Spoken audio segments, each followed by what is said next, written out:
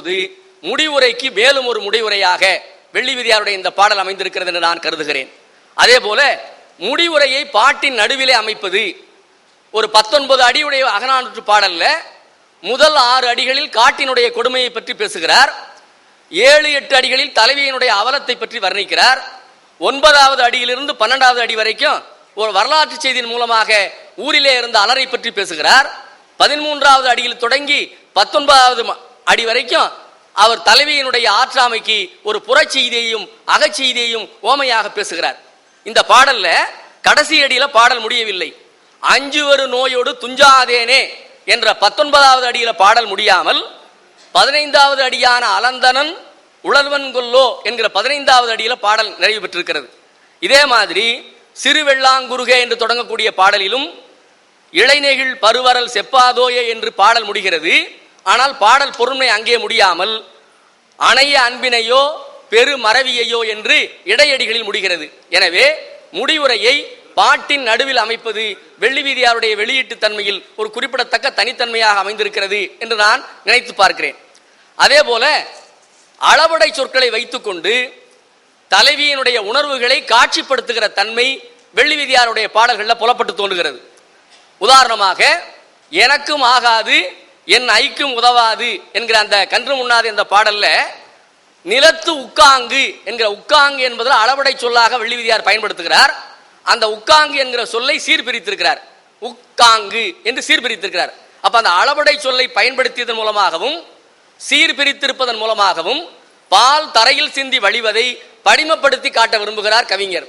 எனவே தன்னுடைய அளவடை சொற்களின் மூலமாக கருத்துக்களை புலப்படுத்துகிற தன்மை வெள்ளி வீதியாரிடத்தில் இருக்கிறது என்பதற்கு இந்த பாடலையும், இதே போல இன்னொரு பாடல் குறுந்தொகையினுடைய 169வது பாடலில் நும்மும் பெரேம் இரியர் எம் உயிரே, அதிலையும் உயிர் சிறுக சிறுக சாகிறது என்பதை இரியர் என்கிற அளவடை சொல்லால வெள்ளி வீதியார் அவர்கள் புலப்படுத்தி காட்டியிருக்கிறார்கள்.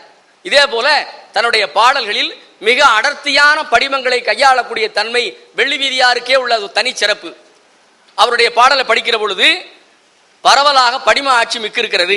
ஓமையின் மூலமாகவோ உருவகம் மூலமாகவோ வர்ணனைகள் மூலமாகவோ ஒரு நிகழ்வையோ உணர்வையோ காட்சிப்படுத்தி காட்டக்கூடிய படிம சிறப்பு வெள்ளி வீதியார் பாடல்கள் இருக்கிறது. தலைவனுடைய காம நோய் அவன் உடம்பெங்கும் பரவி சுட்டரிப்பதை வெண்ணெய் உருகுவது போல என்ற படிமத்தால் காட்டுகிறார். நாணமாகிய பண்பு காமமாகிய வெள்ளத்தால் அழிந்து விடுவதை மண் அணை புது வெள்ளம் தாக்குவதால் கரைந்து விடுவது போல என்ற ஓமையால் புலப்படுத்துகிறார்.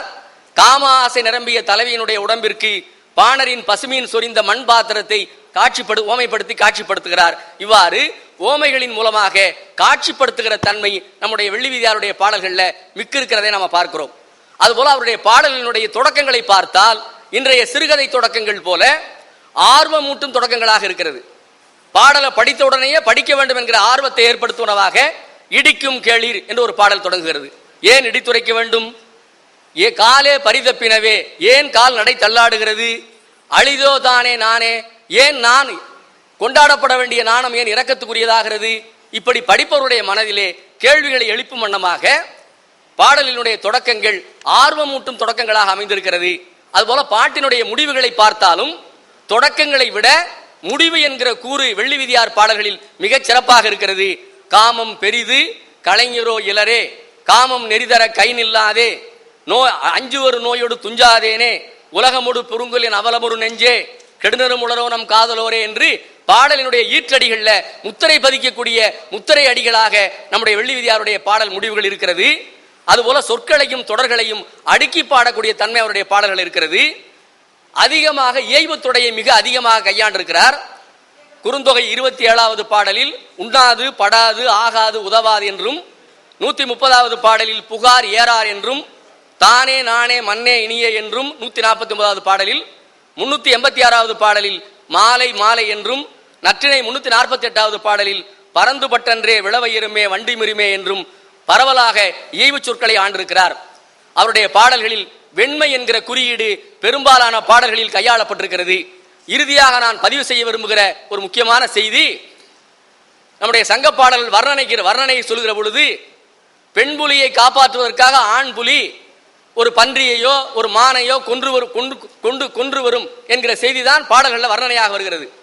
ஆனால் அந்த வர்ணனைக்கு மாற்றாக ஆணிய சமுதாயத்திலிருந்து பெண்ணியம் பேசியவர் வெள்ளி வீதியார் என்கிற கருத்துக்கு ஆதரவாக தன்னுடைய பாடல் வர்ணனைகள்ல ஆண்புலி காயம்பட்டு கிடக்கிற பொழுது காயம்பட்டு கிடக்கிற ஆண்புலியை காப்பாற்றுவதற்காக பெண்புலி காவல் காத்து நிற்கிறது என்கிற செய்தியை பாடியிருக்கிற ஒரே பெண்பார் புலவர் வெள்ளி வீதியார் தான்.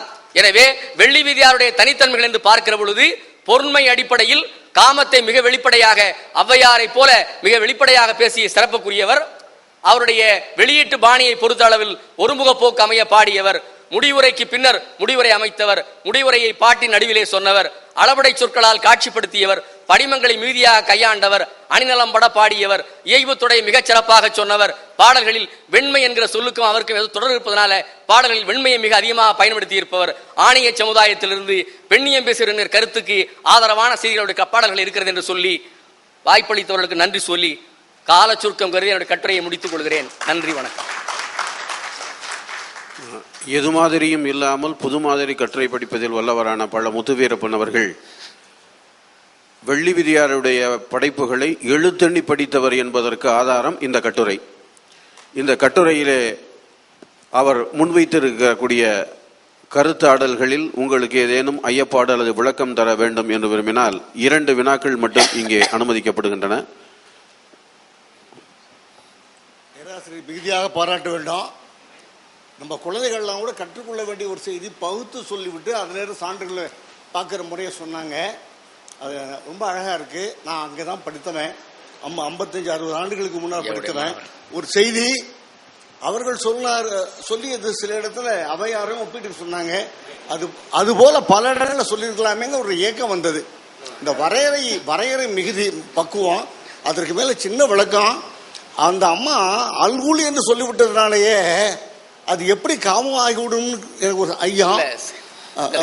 அதுக்கு இன்னொன்று சொல்லிடுறேன். இப்போ ஒன்று கோவையில் இருக்கு பேசுகிறோம். நான் தொண்டுன்னு ஒரு சொல்கிறேன். எல்லாரும் என்ன பண்ணுறாங்கன்னு கேளுங்க, என்ன விளக்கம் சொல்கிறாங்கன்னு கேளுங்க. தொண்டுங்கிறது நம்ம ஊரில் பேசுகிற சொல்ல அல்ல, சர்வீஸ் மீனிங் அல்ல, என்கடன் பண்ணி செய்து கிடப்பது என்ற சொல்ல அல்ல, மிக மிக கீழான சொல்லு. கோவையில் இந்த பொண்ணையும் பையன் கேட்டுப்பாரு கோவைக்காரங்களை. அப்படி இருக்கின்ற போது அண்ணாந்து ஏந்திய வனமுலை என்று பாடகிலேயே நற்றினை பாட்டில் அது சொல்றதுனாலே எப்படி காம ஆகுதுன்னு ஒரு ஐயம் வந்தது. பெரியவங்க சொல்லணும். இல்லை, அல்குல் என்கிற உறுப்பை பயன்படுத்துறதுனாலேயே வந்து சொன்ன அந்த உறுப்பை சில அவை நாகரிகம் கருதி சில சொற்களை சில பேர் தான் கையாள்வார்கள். அந்த கையாளுகிற சொற்களை வைத்துக்கொண்டே கவிஞர்களுடைய மனநிலை நம்ம தெரிஞ்சுக்கலாம். அப்போ இந்த பாடலை பெரும்பாலும் நம்முடைய சங்க பாடல்களில் ஆண்பார் புலவர்கள் தான் கையாண்டிருக்கிறாங்க. பெண்பார் புலவர்களில் வெள்ளி வீதியார் மட்டும்தான் அதுலேயும் தலைவி கூற்று பாடலை கையாண்டிருக்கிறார். அதனால காமத்தை வெளிப்படையாக பேசுகிற பல வரிகள் இருக்கிறது. நான் வரிகளெல்லாம் திருப்பி சொன்னா நேரம் போயிருங்கனால வெள்ளி வீதியாரும் ஔவையாரும் கிட்டத்தட்ட பாத்தீங்கன்னு சொன்னா ஔவையார் பாடல்கள்ல காமம் பிழிச்சிடக்கூடிய வரிகள் நிறைய இருக்கு. முட்டுவேன்கொல், தாக்குவேன்கொல், ஓரேன் யானுமோர் பெற்றி மேலிட்டு ஒல்லென கூவேன்கொல் என்று வரக்கூடிய பாடல் வரிகள் இருக்கிறது. அதே போல என்னுடைய முளையிடை தோன்றிய நோய் பெரிய மரமாக வளர்ந்து அப்படி வளர்ந்துருச்சு, ஊரார் அம்பலால் கிளை பரப்பி நாணத்தில் இப்படி ஆயிடுச்சுன்னு சொல்லக்கூடிய பாடல்கள் இருக்கிறது. மெய்புகுவன்ன கைகவர் முயக்கம் என்று ஔவையார் பாடல் வருகிறது. அது மாதிரி பல பாடல்கள் நம்முடைய வெள்ளி வீதியார் பாடல்களிலும் காமத்தை வெளிப்படையா பேசுற பாடல். அந்த பசலை என்னை உண்ண விரும்புகிறது, பசலையை பற்றி பல பாடல்கள் சங்க இலக்கியத்தில் இருக்கிறது. ஆனால் பசலை உண்ண விரும்புகிறது என்று சொன்ன ஒரே பெண்பார் புலவர் நம்முடைய வெள்ளி வீதியார். அதனாலதான் மெய்ப்பாட்டியல்ல பேராசிரியர் பசலை பரத்தல் என்கிற ஒரு இடத்தை விளக்குகிற பொழுது மற்ற பாடல்களை எல்லாம் சான்று காட்டாமல் பேராசிரியர் எழுதிய இந்த பசலை பரந்தன்று என்ற பாடலை பசலை உண்ண விரும்புகிறது என்கிற இந்த வரியை தான் மேற்கோளை காட்டியிருக்கிறார். அதனால அவருடைய காமத்தை வெளிப்படையா அவர் பேசியிருக்கிறார் என்பதை இந்த மாதிரி